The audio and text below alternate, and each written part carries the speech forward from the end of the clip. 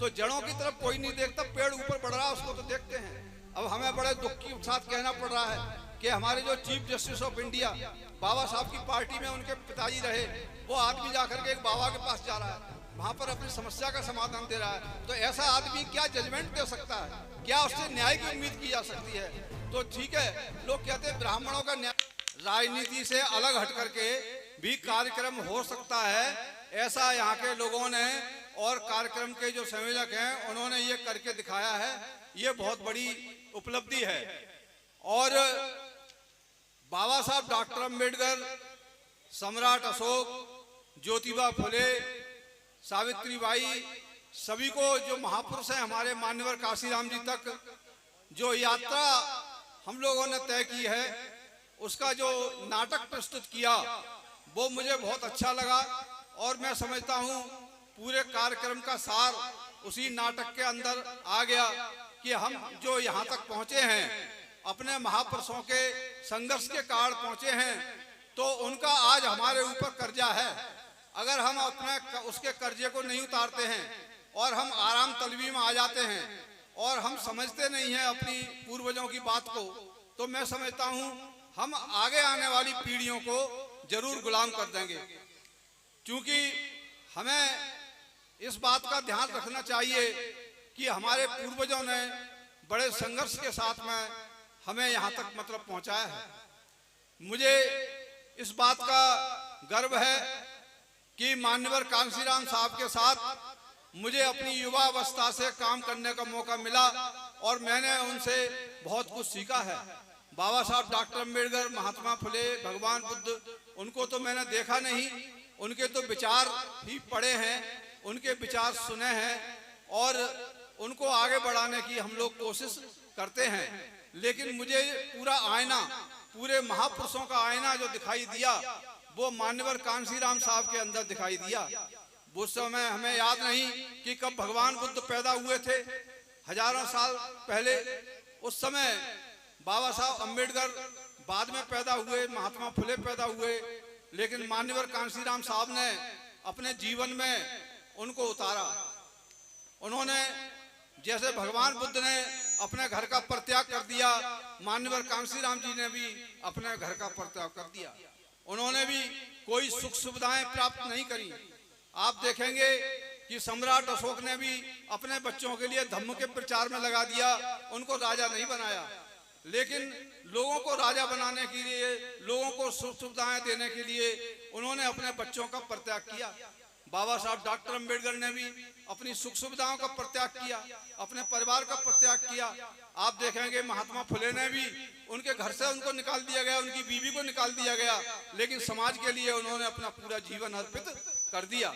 तो ये इतना आसान नहीं है यहाँ तक पहुँचना जो हम पहुँचे हैं, और ये भी हमारा छिनने जा रहा है।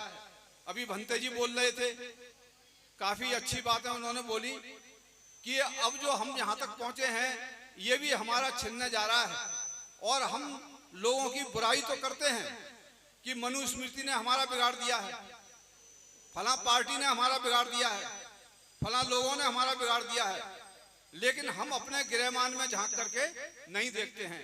जब हम किसी के ऊपर एक उंगली उठाते हैं तो 3 उंगली जो है हमारी तरफ उठती हैं कि इस काम के अंदर हम 3 गुने हम भी गुनहगार हैं। ये 1 गुना गुनहगार है तो हम 3 गुने गुनहगार हैं।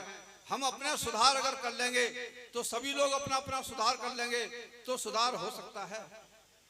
हमारे मान्यवर कांशीराम साहब ने यही कहा कि हमें हुक्मरान बनना चाहिए, इस देश की राज सत्ता अपने हाथ में लेना चाहिए। इस देश के अंदर कोई भी समस्या नहीं है। बाबा साहब डॉक्टर अंबेडकर ने जो समस्या बताई, एक ही समस्या बताई कि इस देश के अंदर अगर कोई जो विनाश हो रहा है, सारे विनाश का कारण देश के अंदर केवल जाति व्यवस्था है। अगर हम जाति व्यवस्था को दूर कर लेते हैं तो हम सारी समस्याओं का हल कर लेते हैं। तो मान्यवर कांशीराम साहब ने उसी बात को आगे बढ़ाया। उन्होंने जातियों को एक जमात में इकट्ठा करने का कोशिश की। जो जातियां थी, जो पिद्दी जातियां थी, उनको इकट्ठा करके मान्यवर बाबा साहब डॉक्टर अंबेडकर ने उनको शेड्यूल कास्ट बनाया, बहिष्कृत जातियों को इकट्ठा करके। मान्यवर कांशीराम जी ने उससे एक कदम और आगे बढ़े। उन्होंने जो अनुसूचित जाति के अलावा जो ओबीसी की जातियां थी उनके लिए मंडल कमीशन की बात करी और उनको उसके साथ जोड़ करके एक बड़ा समाज बनाया, यानी बहुजन समाज बनाया। तो बहुजन समाज की बात किसने की? ये कोई कांशीराम जी ने नहीं की। उन्होंने सबसे पहले जो हमारे पूर्वज थे, जो उनको भगवान बुद्ध कहते हैं, उन्होंने ही तो सबसे पहले बहुजन हिताय बहुजन समाज की बात की। लेकिन आज जो बहुजन समाज जैसे ही बना, जाति को हमने जमात में बदला, हम सत्ताधारी समाज की तरफ बढ़ना शुरू हो गए और हमारे लिए सत्ता मिली भी। उन्होंने अपने जीते जी अपने कहा था कि मैं सत्ताधारी समाज बना लूंगा। जो मजदूर समाज है, जो बिकने वाला समाज है, उसको ना बिकने वाला समाज बना करके, यानी अपनी हम आदत में परिवर्तन करके हम देश का सत्ताधारी समाज बन सकते हैं।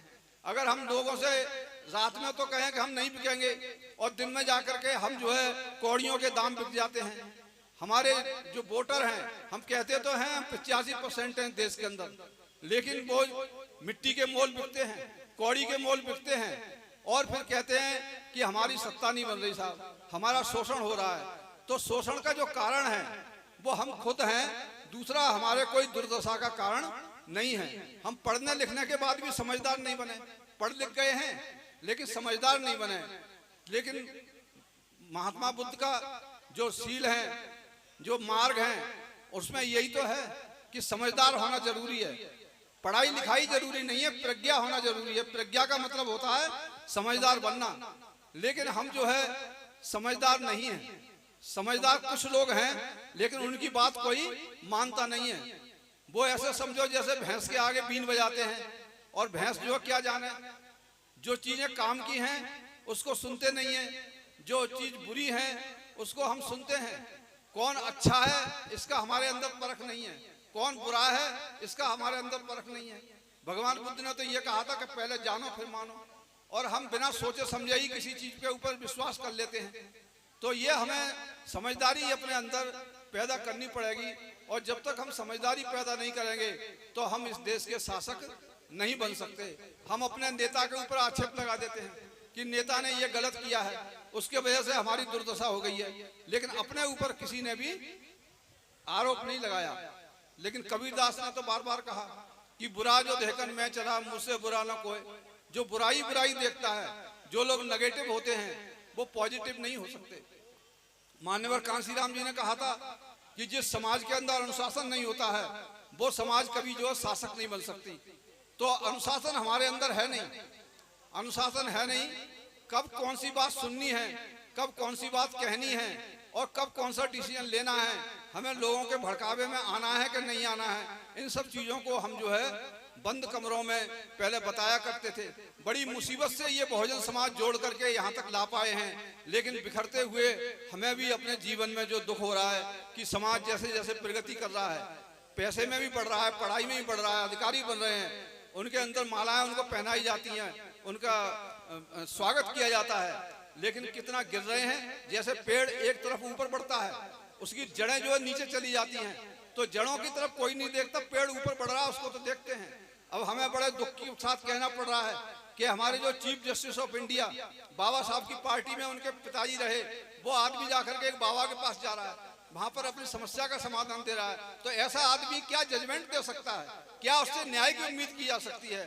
तो ठीक है, लोग कहते हैं ब्राह्मणों का न्यायिक चरित्र खराब होता है, लेकिन जो हमारा आदमी है उसका क्या है, उसके ऊपर भी तो हमें उंगली उठानी चाहिए। तो इसलिए हमें अपने ऊपर जरूर देखना चाहिए। ये बाबा साहब डॉक्टर अम्बेडकर ने भी कहा, उन्होंने बौद्ध धर्म लास्ट में ग्रहण किया जब वो तंग आ गए उससे राजनीति से। उसके बाद में मान्यवर कांशीराम सिंह ने कहा कि मैं 50 साल जब हो जाएंगे, बाबा साहब डॉक्टर अम्बेडकर ने जिस दिन बौद्ध दीक्षा ली थी, तो उसकी बौद्ध दीक्षा जो है 2009 में पूरी 50 साल होने जा रहे थे। तो उसमें उन्होंने कहा कि मैं बौद्ध धर्म 6 करोड़ लोगों के साथ में ग्रहण करूंगा। लेकिन वो 9 तारीख को हमारे बीच से अक्टूबर में चले गए। 14 अक्टूबर को उनको ग्रहण करना था और 9 अक्टूबर को उससे पहले ही चले गए। तो उनका जो सपना था वो पूरा नहीं हुआ। लेकिन उन्होंने जो उनकी किताब है चमचा एज, किसी ने पढ़ी है कि नहीं पढ़ी है, लेकिन मैं बताना चाहता हूं कि उसको जरूर पढ़ें। उसके अंदर 4था चैप्टर जरूर पढ़ें। चौथा चैप्टर जो है उसमें लिखा हुआ है कि टिकाऊ जो समाधान है हमारी समस्या का वो सांस्कृतिक समाधान है। तो सांस्कृतिक समाधान क्या है? जो हम बुद्धिज्म की जो बात करते हैं, ये बुद्धिज्म कोई धर्म नहीं है बल्कि एक सभ्यता है, एक हमारे विकास का माध्यम है, हमारी उन्नति का एक साधन है।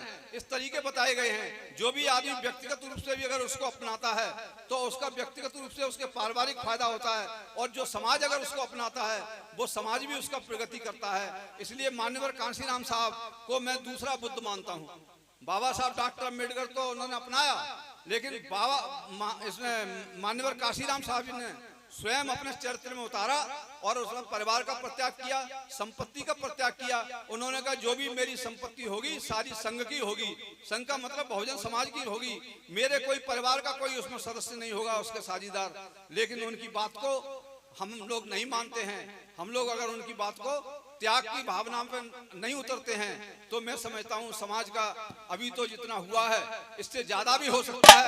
इसके लिए भी आपको तैयार रहना चाहिए, हमें एकजुट हो जाना चाहिए। जो हमने सांस्कृतिक शक्ति को इकट्ठा किया है उस सांस्कृतिक शक्ति को इकट्ठा करके हमें राजनीति के लिए भी काम करना होगा, समाज को भी जोड़ना होगा, तब हम जो है आगे बढ़ सकते हैं। नहीं तो हम जो है अवनति के लिए तैयार रहिए। जय भीम, जय भारत। देखिए पिपल साहब का बहुत बहुत साधुवाद। वो कैडराइज हैं और कैडर देते हैं तो वो 5-5, 8-8 घंटे का कैडर होता है।